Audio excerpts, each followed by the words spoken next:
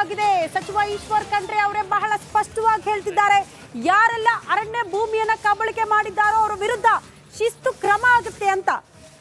ರಾಜ್ಯಾದ್ಯಂತ 2 ಲಕ್ಷ ಎಕರೆ ಅರಣ್ಯ ಇಲಾಖೆ ಭೂಮಿ ಒತ್ತುವರಿಯಾಗಿರೋ ಬಗ್ಗೆ ಮಾಹಿತಿ ಇದೆ.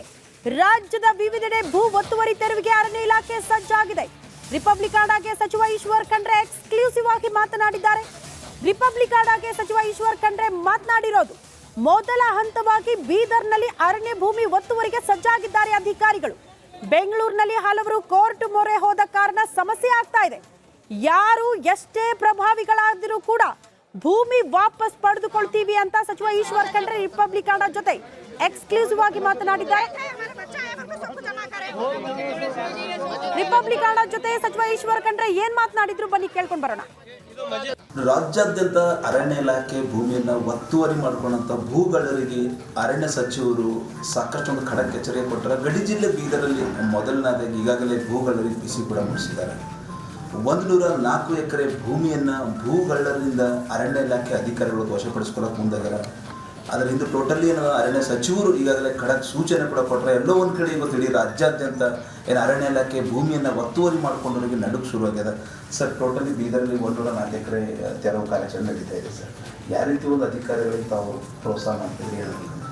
ಇಡೀ ಬೀದರ್ ನಗರದಲ್ಲಿ ಅಷ್ಟೇ ಅಲ್ಲ, ಬೀದರ್ ಜಿಲ್ಲೆಯಾದ್ಯಂತ ಅನೇಕ ಕಡೆ ಅರಣ್ಯ ಭೂಮಿ ಒತ್ತುವರಿಯಾಗಿದೆ.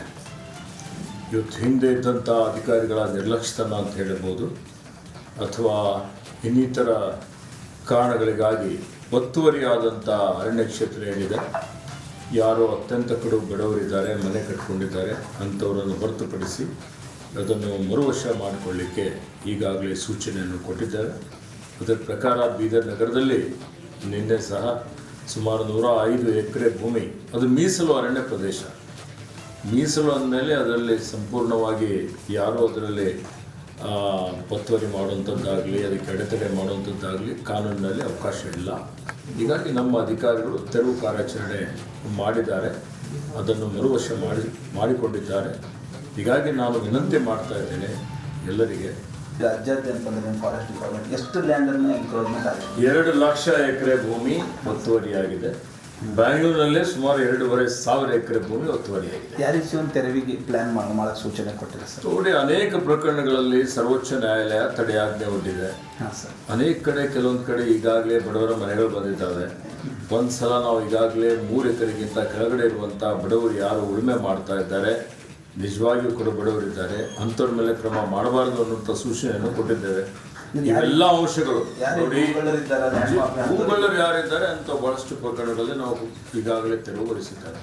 ಅನೇಕ ಕಡೆಯಲ್ಲಿ 10 ಎಕರೆ, 20 ಎಕರೆ, 50 ಎಕರೆ ಇಂಥದ್ದು ಇದು ನಿರಂತರವಾಗಿ ನಡೀತಾ ಇದೆ. ಇದು ಮುಂದುವರಿತದೆ.